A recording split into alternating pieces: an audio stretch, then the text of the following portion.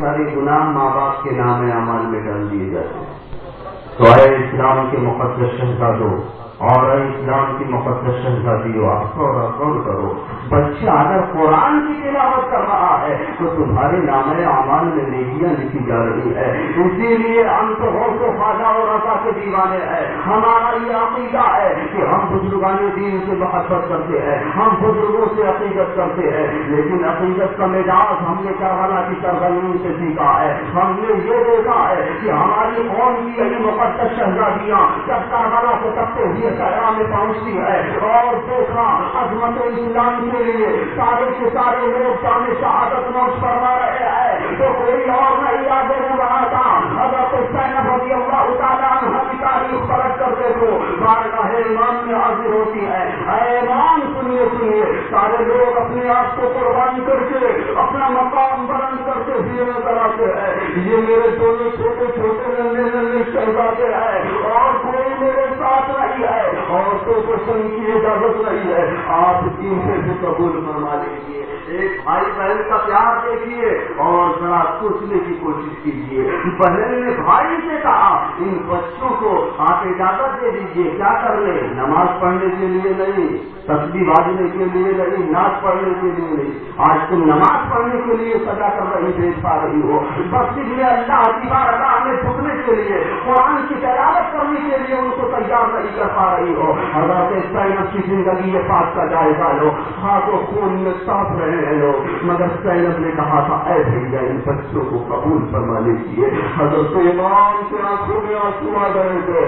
اے بہن زینب یہ مت کہو، اور کچھ مانگنا ہے مانگ لو. مگر زینب کی زبانوں پر کوئی بھی جملہ نکلا تھا اے بھیا میرے پاس اور کوئی فرمایا نہیں ہے تو آج میں آپ کے قدموں پر نثار کر دوں. میرے یہ دونوں چھوٹے بچے ہیں، ان کو اجازت دے دیجیے. اگر چاہتے ہیں آپ کی بہن خوش ہو جائے تو اے امام کے ماننے والوں، اے شہید اعظم سے محبت کرنے والوں، اے بزرگوں کی عقیدت رکھنے والوں، جب امام علی مقام نے اپنے بہن کی آنکھوں میں آنسو دیکھا، شادی لینا خاصہ میں اشارہ کرنا چاہتا ہوں، ذہن اور مزاج دینا چاہتا ہوں. اجازت دے دیا تھا. دونوں چھوٹے چھوٹے بچے میدان کربلا میں گئے، تلوار لیے ہوئی ہے. بہن کو معلوم تھا گئے واپس نہیں آئیں گے.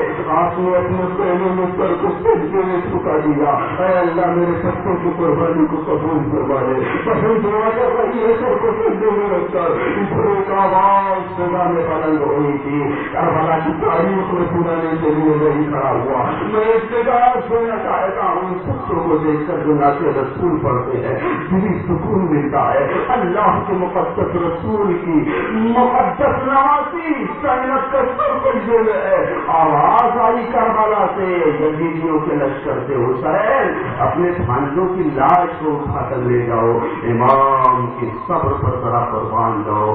امام آگے بڑھے تھے. ایک ڈیفائس کو پہلے بڑھا. جب پہنچے ہیں لاشوں کے قریب تو کیا دیکھا؟ بالکل کمزور لاش تھی اور چھوٹے چھوٹے بچے تھے. ان طالبوں نے اتنی شرمندگی کا ثبوت پیش کیا تھا کہ بچوں کے لاشوں کے اولو محمد کے ٹکڑے ٹکڑے ہو چکے تھے. امام کا مزاج تھا لاش کو اٹھا کر پہلے میں لا کے سلانے کا. امام نے کیسے ہی حضرت اولو محمد کے لاش کو لے کے پاس ضرور اٹھانا چاہا تھا.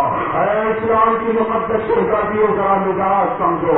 حضرت امام نے جب اٹھانا چاہا تو بعض مورخین لکھتے ہیں حضرت اور کا سر نیچے لٹک گیا جو کٹا ہوا تھا. محمد کی لاش کو اٹھا رہے ہیں، پیر کا حصہ نیچے چلا جا رہا ہے. اب امام سے پوچھو، بھانجوں کی لاش ہے، اٹھانا چاہ رہے ہیں مگر اٹھ نہیں رہا ہے.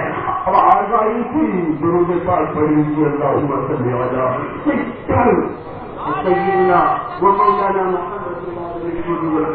والدی وبارک وسلم صلاۃ و سلام دائما علیک یا رسول اللہ یا حبیب اللہ صلی اللہ علیہ وسلم. حقیقت میں کربلا کی تاریخ سننے اور سنانے کے لیے بہت بڑے دل گردے کا کام ہے. میں ذمہ دار دینا چاہتا ہوں، بڑی خوشی ہوئی آپ سے مل کر. میں یہ ذہن دینا چاہتا ہوں اسلام کے مقدس شہداء کو کال کرو. اٹھایا لاش کو ٹکڑے. امام کے کانوں میں آواز آئی ہے حسین ایسے ہی لاش اپنے اپنے بھانجوں کی سجنے میں نہیں لے جا پاؤ گے. اپنے سر سے امانے کو اتار لو, اپنے سر سے پگڑی کو اتار لو. امام علی مقام نے سر سے پگڑی اتارا تھا, کربلا کی سرزمین پر بچھا دیا, اب لاشوں کے ٹکڑوں کو اکٹھا کر رہے ہیں. ذرا عالم تصور میں کربلا والوں سے دیوانگی قدم پر دو, جائزہ لو. کربلا والے امام نے اس شان سے قربانی سے بچھا دیا اپنی چادر مبارک کو, اور لاشوں کے ٹکڑوں کو اکٹھا کر کے اس چادر میں رکھا, اور چادر کو گٹھری کی شکل میں بنایا, اپنے سر پہ سجا لیا ہے. مگر جب سونے کی طرف سے معاملہ رہے ہیں, جن میں خیال آیا اگر بہن سیلم نے دوسرے بڑے ارمانوں کو سجا کر بھیجا تھا, کہیں اس پر آپ نے بچوں کی لاشوں کو دیکھ لے گی تو بہن سیلم کا کلیجہ پھٹ جائے گا. مگر تاریخ کیا بڑا بتاتی ہے, امام علی مقام سونے کے قریب لا کے لاشوں کے ان گٹھری کو ایک کونے میں چھپا دیتے ہیں. اندر گئے دیکھا بہن سچ ہے, اور آپ بے ہوشی کی کیفیت تاری ہے. اپنے بہن کے ہاتھ سر پر ہاتھ پھیرا تھا, دشت شفقت پھیرا تھا. اے اسلام کی مقدس شہزادی, اور دیکھو حضرت زینب کے کردار کو. حضرت زینب اٹھی, دیکھا بھائی کا مغموم چہرہ, کہا بھیا جان کیا میرے بچوں نے جام شہادت نوش کر لیا؟ امام نے فرمایا ہاں, آپ کی دعا قبول ہو گئی, آپ کی شہزادوں نے جام شہادت نوش کر لیا. حضرت زینب کہتی ہے اے میرے بھیا تو کیا مجھے اپنے بچوں کی لاش نہ دکھاؤ گے؟ اور شہدا جب آئے تھے تو میں نے ان کی لاشوں کو دیکھا تھا, تو کیا میں اپنے شہزادوں کی لاشوں کو نہیں دیکھ سکتی ہوں؟ حضرت امام نے فرمایا بہن زینب مت دیکھو لاش کو, کیونکہ تم نہیں برداشت کر سکو گی. درندوں نے اس طرح درندگی کا ثبوت پیش کیا ہے, اور اس وقت حضرت زینب کی عزم و حوصلہ پر قربان جاؤ. امام کے دامن کو پکڑ کر کہتی ہے ارے بھیا حسین سنیے, آپ یہ سمجھ رہے ہو خالی آپ ہی دیکھ سکو گے؟ ارے سنیے, جس باپ کا خون آپ کی رگوں میں شامل ہے, جس ماں کا دودھ آپ کی رگوں میں شامل ہے, اسی باپ کا خون میرے جسم میں ہے, اسی ماں کا دودھ میں نے پیا ہے.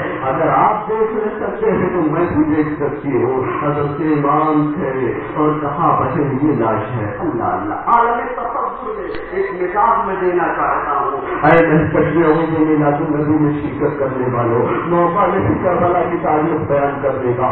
میں اصلاح عمل کے تعلق سے اپنے قوم کی ماں اور بہنوں کو اور اسلام کے مقدس شہزادوں کو نجات دینا چاہوں گا. آپ نے بہت کربلا کی تعریف سنی ہوگی, لیکن آؤ غور کرو ذرا. جب بہن آگے بڑھی, بھیا لاش کہاں ہے؟ حضرت امام نے اشارہ فرمایا بہن کی لاش ہے. اللہ اللہ, اب اس بہن کے دل پر کیا کیفیت گزری ہوگی. آپ نے عرض کیا بھیا جان اور لاشوں کو جب لاتے تھے تو ایسے لٹا دیتے تھے, یہ بانٹ کے کیوں لائے؟ کہا بہن کھول لے, مت دیکھ نہیں سکے گی, لاشوں کے ٹکڑے ہو چکے ہیں. اگر تو زینب آگے بڑھتی ہے, کہا اپنے بچوں کا آخری دیدار تو کر لے. اس گٹری کو کھولا تھا حضرت زینب نے. آپ کی صاحب اولاد ہو, آپ کے پاس بھی اللہ نے اولاد کی دولت سے آپ کو مالا مال دیا ہے. ایسے وقت میں آپ کے دل پر کیا کیفیت گزرے گی, کیا انداز ہوگا؟ مگر حضرت زینب رضی اللہ تعالیٰ عنہ نے جب کھولا تو بچوں کی لاش, چہرہ سمجھ میں نہیں آ رہا ہے, خون میں لطپت ہے کہ کون اور کی لاش ہے, کون محمد کی لاش ہے. اب آؤ کربلا کی تاریخ پڑھنے والوں, کربلا کا واقعہ سننے والوں, اور امام کی بارگاہ میں حاضری دو. اے امام, آپ نے سب کچھ کیوں کیا تھا؟ تو آج بھی کربلا سے آواز آئے گی. اے میرے نانا کا جلوس منانے والوں, اے میرے نانا کے جنم دن پر خوشی منانے والوں, اے میرے نانا کی میلاد کی محفلیں منعقد کرنے والوں, سنو, میرے نانا کی شریعت پر زبان آ رہی تھی. عظمت اسلام کو خطرہ محسوس کیا میں نے. نماز کے تحفظ کے لیے, اسلام کے تحفظ کے لیے, قرآن کے تحفظ کے لیے ہم نے اپنا سارا گھر بار لٹا دیا. آج تم بھی اگر سچے والوں میں نبی کریم کی دیوانگی کا دم بھرتے ہو اور کربلا والوں کے دامن کرم سے وابستگی کا اظہار کرتے ہو, تو آؤ, کربلا والوں نے سب کچھ کٹا دیا تھا. آپ کو یہاں کٹنے اور کٹانے کی ضرورت نہیں ہے. خالی اپنے شہزادوں کو, ننھے ننھے بچوں کو ابتدائی سے قرآن کی تعلیم دو, ابتدائی سے نماز کی تعلیم دو, ابتدائی سے ماں باپ کی فرما برداری کرنے کا شوق سکھاؤ, بڑوں کا احترام کا شعور سکھاؤ اور اس کے بعد اسے مسجد میں بھیجو. گھر پہ نماز پڑھنا سکھاؤ. لیکن جب ماں ہی نماز نہیں پڑھتی ہو تو بچی کیا نماز پڑھے گی؟ اس کو نماز پڑھنے کے لیے کیا کہے گی؟ اے اسلام کی مقدس شہزادیوں، میں مزاج دینا چاہوں گا.